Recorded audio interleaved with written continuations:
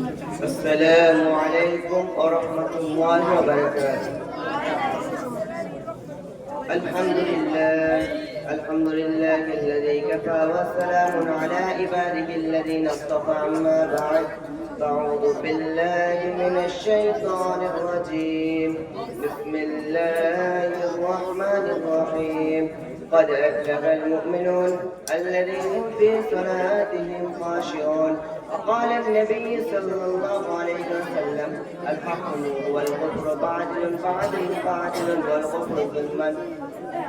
আলহামদুলিল্লাহ, সমস্ত প্রশংসা, সমস্ত তারিফ সে মহান রব্বুল আলামিনের জন্য, যিনি আমাদেরকে বড় ভালোবেসে মাগরিব থেকে এই পর্যন্ত আমাদের আঞ্জুমানটাকে সুসংবাদে চালিয়ে নিলেন। সে মহান প্রভুর উপর আমরা লাখো কোটি শুকরিয়া আনতে আলহামদুলিল্লাহ।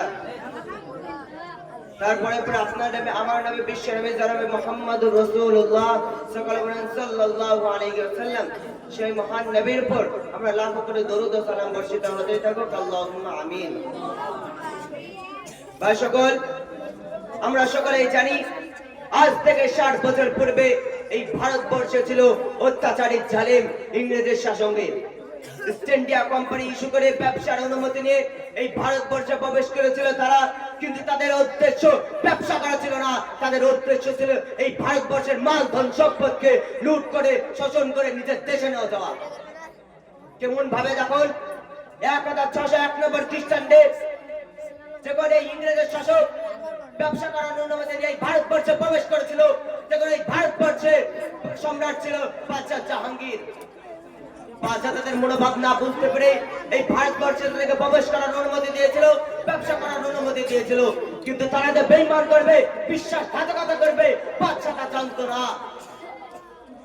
যখন এই ভারতবর্ষে 1717 নম্বর খ্রিস্টানদের মাইকেল নামক একটা জায়গাকে নিজের আয়ত্তের মধ্যে নিয়ে যায় এবং 1740 নম্বর খ্রিস্টান থেকে 1757 খ্রিস্টানদের 23 জুন নবাব পলাশীর যুদ্ধে নবাব সিরাজউদ্দৌলাকে পরাজয় করে এই ভারতবর্ষকে তারা আপন অধীনস্থে নিতে লাগে।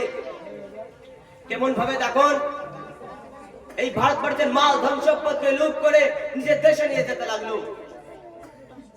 তারপরে এই ভারতবর্ষের মাল ধন সম্পদকে লুট করে তারা ক্ষান্ত হয়নি, এই ভারতবর্ষের মানুষের উপর অত্যাচার, অন্যায়, অবিচার শুরু করতে লাগলো। যখন বললো যে ভারতের আইন, কানুন, নীতি, কালচার যত কিছু আছে সব আমাদের হুকুমে হবে, যখন এই চ্যালেঞ্জ দিল এই মোকাবিলা করতে ভারতের বিখ্যাত গুরু হযরত মাওলানা শাহ ওলিউল্লাহ রাহমাতুল্লাহ আলাইহি এর সুযোগ্য পুত্র আব্দুল আজিজ দেহলভী রাহমাতুল্লাহ আলাইহি যাদের ফতোয়া উচ্চ কণ্ঠে ঘোষণা করে দিল এবং বলতে লাগলো, আমরা পরাধীন হলাম, পরাধীনের বিরুদ্ধে সাধনার উদ্দেশ্যে আমরা জিহাদ করব, এটা একটা নৈতিক ধার্মিক কর্তব্য। সুতরাং তাই নয়, 1757 খ্রিস্টানদের ভারতের বুজুর্গ ইমদাদুল্লাহ মহাজির মুফতি রহমতুল্লাহ আলাইহি, এর নেতৃত্বে আব্দুল কাসিম রহমতুল্লাহ আলাইহি নাম তুলি সামনের ময়দানে সমাজবাদী ব্রিটিশের বিরুদ্ধে জিহাদ করে তাদের ত্বক কামনা অস্ত্র শস্ত্র ছিনিয়ে নিয়েছিল। ইংরেজের প্রশাসন, ইস্ট ইন্ডিয়া কোম্পানি থেকে ঘোষণা আসলো, যেই মুসলমানের মাথায় টুপি থাকবে, যেই মুসলমানের মুখে দাড়ি থাকবে, যেই মুসলমানের গায়ে পাঞ্জাবি থাকবে, সেই মুসলমানকে ফাঁসির দড়িতে ঝুলানো হবে। 2 সপ্তাহ ধরে 2 লক্ষ মুসলমানকে তারা ফাঁসির দড়িতে ঝুলিয়েছিল। তাদের মধ্যে 5000 আলেমগণ ছিল এবং ওই সময় দিল্লিতে 500 জন আলেমগণকে তারা ফাঁসির দড়িতে ঝুলিয়েছিল। যখন দেখছে সবার বাড়ি ব্রিটিশরা তাদের স্বাধীনতার উদ্দেশ্যে বিপদ বেরিয়ে চলেছে, তৎক্ষণাৎ চিন্তা করলো যে এই ভারতবর্ষ থেকে প্রথমেই ভারতবর্ষের আলেমগণ থেকে এই ভারতবর্ষ থেকে সরাতে হবে। তখন 1864 খ্রিস্টান থেকে 1867 খ্রিস্টান পর্যন্ত 1,04,000 আলেমগণকে তারা ফাঁসির দড়িতে ঝুলিয়েছে। তার কয়েক বছর পর হোসেন আহমদ মাদানী রহমতুল্লাহ আলাইহি সমাজবাদী ব্রিটিশের বিরুদ্ধে জিহাদ করতে শুরু করলো এবং বলতে লাগলো, সমাজবাদী ব্রিটিশদেরকে সাহায্য করা, তাদের অধীনে চাকরি করা তোমাদের জন্য আজ থেকে হারাম। তার কারণে সমাজবাদী ব্রিটিশের রহমতুল্লাহ আলাইহি যখন এই বিরুদ্ধে জিহাদ করছিল, তার কারণে সমাজবাদী ব্রিটিশরা তৎক্ষণাৎ বললো যে এই হোসেন আহমদ মাদানীকে গুলির অর্ডার দিয়ে দাও। তার কিছুদিন পর কাচিত্রে বিশাল এক প্রকার আমাদের জন্য একটা সমাবেশ ডাকা হয়েছিল। সেই সমাবেশে সমস্ত মানুষ, হিন্দু মুসলিম জৈন খ্রিস্টান কয়েক লক্ষ মুসলমান ওইখানে উপস্থিত ছিল। শুধুমাত্র হুসেন আহমদ মাদানী রহমতুল্লাহ উপস্থিত ছিল না। কারণ জানেন, হুসেন আহমদ মাদানী রহমতুল্লাহ আলাই এই উপস্থিত হবেন না, কারণ হুসেন আহমদ মাদানী থেকে গুলি ওয়ার্ডার চলে এসেছে।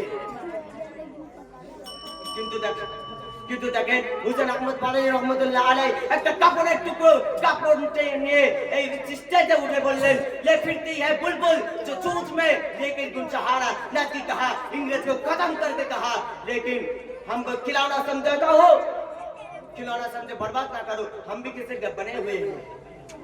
এইরকম ভাবে ভারতের প্রতিটা মানুষ এবং ভারতের প্রতিটা মুসলমান নিজের জানকে লক্ষ্য দিয়ে ভারতবর্ষকে জয় করেছে।